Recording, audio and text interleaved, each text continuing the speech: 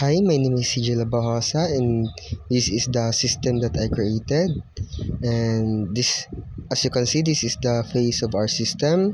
So we can see the add button, the address button, the last name button, the first name button, and the search.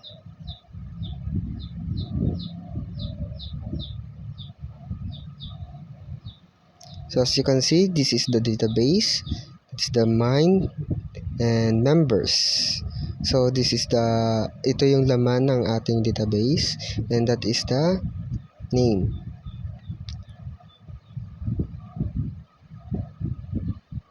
So let's add. So maglagay tayo ng i-add natin. So Sheena Aguilar at i-address natin in Tacurong. So let's save it. So makikita natin andyan na siya sa ating board, sa ating system. So we can also edit that. So New Isabela Tacurong. So update. So nakikita natin na na-update na siya.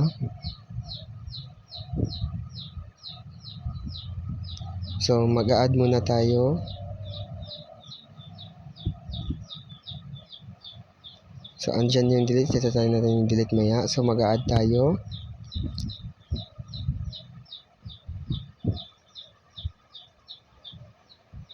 Nika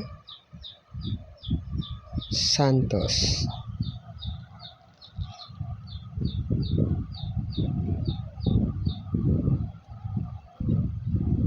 So as you can see, andyan na siya. So i-delete natin yan.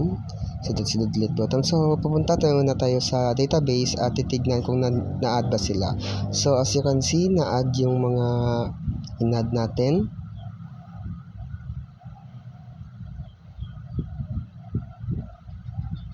So you can delete that.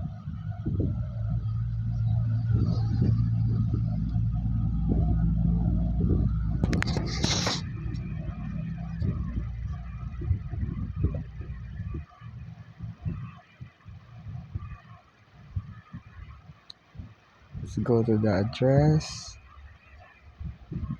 first name, last name, and let's search.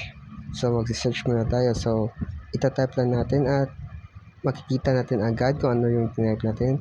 So nag-type tayo ng Isulan. So nakikita natin yung mga taga-Isulan is nag-pop up sila lahat.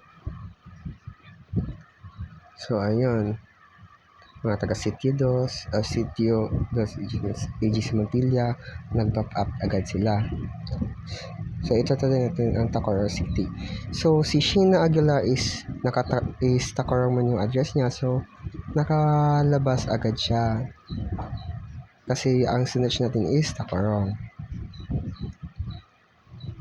So Calawag 2. So andyan lumabas yung mga taga Calawag 2.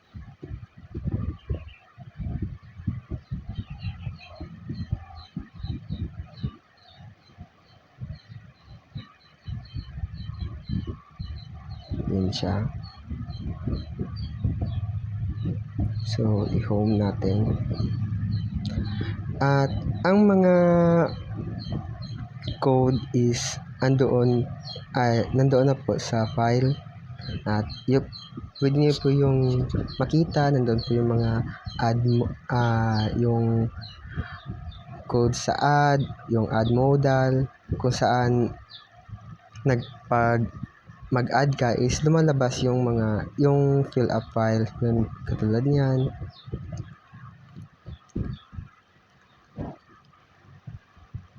Andoon po yung mga index, yung connection.php, yung code sa search natin to search students, and etc. Nandoon na din yung mine and yung mine na database. Nandoon na din yung iba pang mga kailangan sa ating database. So that's all. Thank you.